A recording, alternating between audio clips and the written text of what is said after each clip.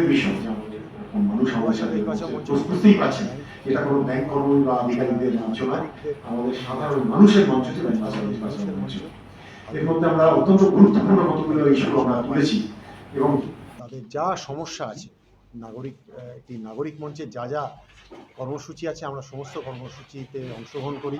আমাদের নিজস্ব কর্মসূচি আছে, আমাদের একটি লিগ্যাল উইং আছে, আমাদের মধ্যে অ্যাডভোকেট অর্ণব সিনহা আছেন, আমাদের লিগ্যাল উইংয়ের কনভেনার, এবং আমরা সাধারণ মানুষ যারা যারা হয়তো আইনের সাহায্য করার অর্থনৈতিকভাবে সক্ষম নয় তাদের পাশে আমরা দাঁড়াই।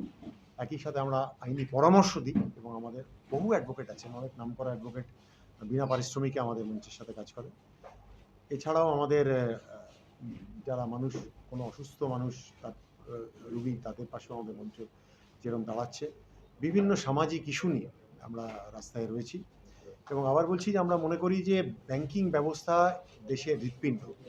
এই ব্যাংকিং মধ্যে হচ্ছে ডিলিং রুমের কাজটা তো তখন ওই 50-50 হয়ে আছে, কিন্তু এখন পর্যন্ত 50-50 ইমপ্লিমেন্ট হয়নি। ফরেক্স ট্রেজারি এবং অন্যান্য যে ডিপার্টমেন্ট আছে এবং আইআরসি বলে একটা ডিপার্টমেন্ট, সেটাও ওরা সিদ্ধান্ত নিয়েছিল বম্বে থেকে অপারেট করবে। সেই সময় দাঁড়িয়ে ওইখানকার যে কর্মচারীরা তারা একটা হাঙ্গার স্ট্রাইক করে। 7 দিনে হাঙ্গার স্ট্রাইক চলার মধ্যে ম্যানেজমেন্ট বাধ্য হয় একটা এগ্রিমেন্ট করতে, এবং এগ্রিমেন্টের কপি আমার কাছে আছে। এগ্রিমেন্ট হয় যে এখান থেকে কোনো কাজ আর কলকাতা থেকে সরবে না, কিন্তু জায়গা সেখানে বিনিয়োগ করবেন এবং সেখানে যদি ব্যাংক ফেলও করে এই শিল্পপতিরা দায়িত্ব থাকবে না। শুধুমাত্র 5 লাখ টাকার ডিপোজিট ইন্স্যুরেন্সের একটা কুমির ছানা দেখিয়ে সরকার তার দায়িত্ব এড়াতে চাইবেন। ফলে তার জন্যই এই স্পর্শকাতর এই দাবিটি, এই মুদ্রাকে নিয়ে আমরা বিভিন্ন মানুষের কাছে সারা ভারতবর্ষব্যাপী 4টি অক্ষর 4টি শব্দ বহু প্রচলিত হয়েছে, মানুষের মনে আঘাত করেছে। এবং ব্যাংক বাঁচাও দেশ বাঁচাও, আমরা মনে করি দেশ বাঁচবে যদি ব্যাংকিং ব্যবস্থা বাঁচে। রাষ্ট্রায়ত্ত ব্যাংকগুলি যদি ছাতার মতো থাকে, যে কোনো আঘাত তাদের বর্মে তাদের প্রতিহত করবে এবং মানুষের যে অত্যন্ত কষ্টের অর্থ যাতে সুরক্ষিত থাকে, যাতে গ্রামের গরিব চাষি কৃষকরা যাতে স্বল্প সুদে ঋণ পায়, যাতে স্বনির্ভর গোষ্ঠীর মহিলারা বছরে মাত্র 3% সুদে তাদের এখন যে গ্রামীণ ব্যাংকগুলি যে তাদের পরিষেবা দিয়ে যাচ্ছে তার থেকে তারা বঞ্চিত না হয়, যারা জিরো ব্যালেন্সে অ্যাকাউন্ট খুলতে পারে, যারা বিভিন্ন পরিষেবায় উপকৃত হতে পারে, যারা এই বেনিফিট ট্রান্সফারগুলো তারা পাচ্ছেন বিভিন্ন সরকারের প্রকল্প থেকে, এই ব্যাংকিং পরিষেবার মাধ্যমেই তাদের কাছে পৌঁছে যাচ্ছে এবং অর্থনীতির বিকাশের জন্য সেটা প্রমাণ করে দিয়েছে ব্যাংকিং জাতীয়করণ 1969 সালে। আগামীকাল 57তম ব্যাংক জাতীয়করণ দিবস এবং আমরা মনে করি ভারতবর্ষের অর্থনৈতিক প্রগতি যা উন্নতি হয়েছে তার মূল সোপান ছিল এই একটি বলিষ্ঠ সিদ্ধান্ত, ব্যাংক জাতীয়করণ 1969 সালে প্রয়াত প্রধানমন্ত্রী শ্রীমতী ইন্দিরা গান্ধীর মস্তিষ্কে প্রসূত। তার এই বৈপ্লবিক সিদ্ধান্ত কিন্তু ভারতবর্ষে আমূল পরিবর্তন এনেছে জনজীবনে। আজকে যে ভারতবর্ষে আমরা চেহারা দেখছি, আমরা 5 ট্রিলিয়ন ইকোনমির কথা শুনছি মাননীয় প্রধানমন্ত্রীর মুখে, সত্যি সত্যি যদি বাস্তবায়িত হয় তা আসবে কিন্তু রাষ্ট্রায়ত্ত ব্যাংক ও গ্রামীণ ব্যাংকের হাত ধরে এবং ব্যাংকিং পরিষেবা এই ব্যাংকিং ব্যবস্থার মাধ্যমে যার কেন্দ্রস্থলে থাকবে রাষ্ট্রায়ত্ত ব্যাংকিং ব্যবস্থা।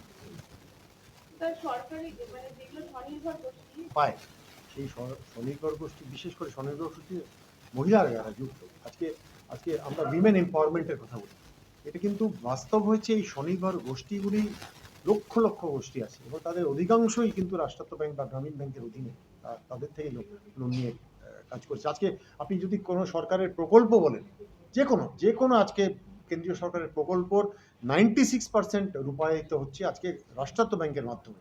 এই যে প্রাইভেট ব্যাংকের কথা বলেন, তারা কিন্তু ওই প্রকল্পে ঋণ দেয় না, তারা স্টুডেন্ট ঋণ দেয় না, তারা ওই স্টুডেন্ট ক্রেডিট কার্ডে ঋণ দেয় না, ঋণ দিচ্ছে কারা না রাষ্ট্রায়ত্ত ব্যাংকে।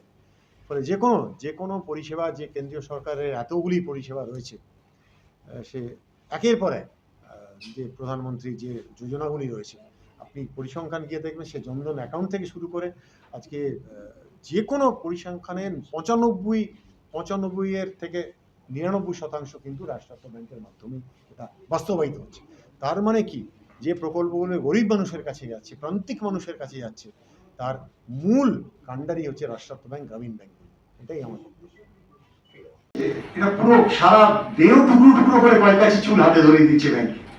ব্যাংকগুলি তার এই হেয়ার কাটের ফলে পেলো মাত্র 37,000 কোটি টাকা, 60% হেয়ার কাট।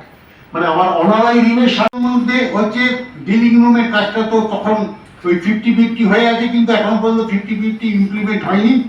ফরেক্স ট্রেজারি এবং অন্যান্য যে ডিপার্টমেন্ট আছে এবং আইআরসি বলে একটা ডিপার্টমেন্ট, সেটাও ওরা সিদ্ধান্ত নিয়েছিল বম্বে থেকে অপারেট করবে।